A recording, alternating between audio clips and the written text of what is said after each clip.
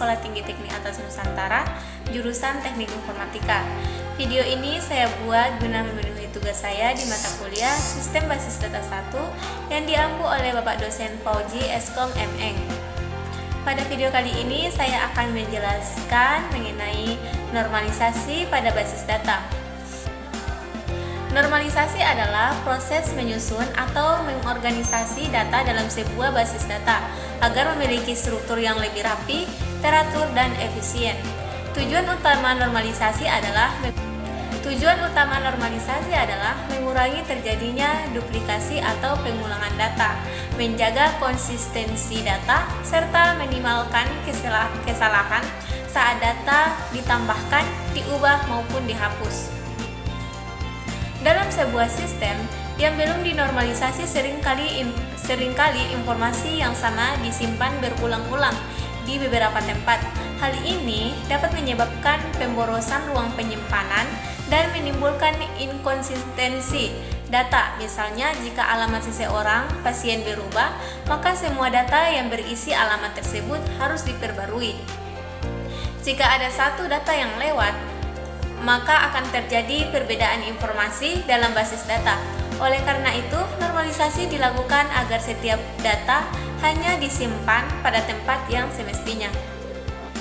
Proses normalisasi dilakukan melalui beberapa tahapan yang disebut bentuk normal atau normal form. Bentuk normal pertama, Freeze Normal Form 1NV, merupakan tahap awal normalisasi.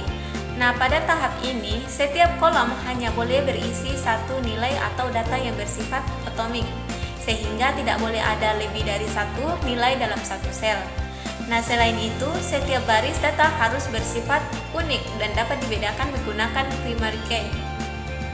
Bentuk normal kedua, Scone Normal Form 2NV, adalah tahap setelah 1NV. Pada tahap ini, semua atribut non-kunci harus bergantung sepenuhnya pada primary key. Dengan kata lain, tidak boleh ada atribut hanya bergantung pada sebagian dari primary key.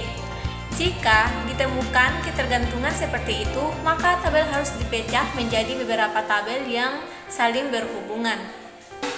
Bentuk normal ketiga atau Tree Normal Form merupakan tahap lanjutan setelah 2NV. Pada tahap ini, setiap atribut non-kunci hanya boleh bergantung pada primary key dan tidak boleh bergantung pada atribut non-kunci lainnya. Hal ini bertujuan untuk menghilangkan ketergantungan transitif sehingga struktur basis data menjadi lebih sederhana dan mudah dikelola. Normalisasi memiliki banyak manfaat dalam pengolahan basis data. Dengan melakukan normalisasi, penggunaan ruang penyimpanan menjadi lebih efisien karena data yang sama tidak disimpan berulang kali. Selain itu, integritas dan konsistensi data lebih terjaga.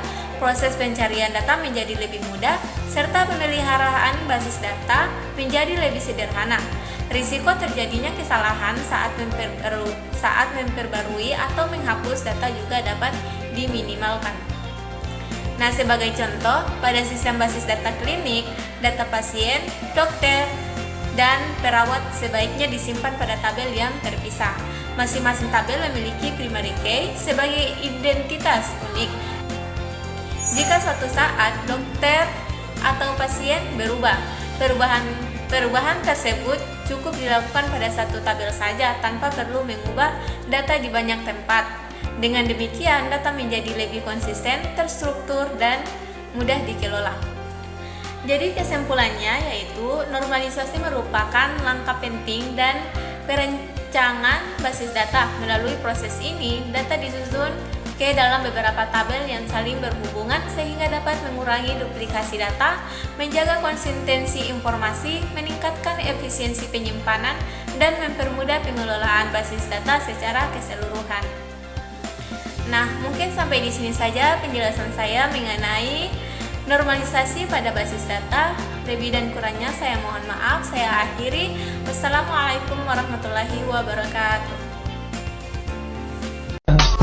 I just had to let you know you're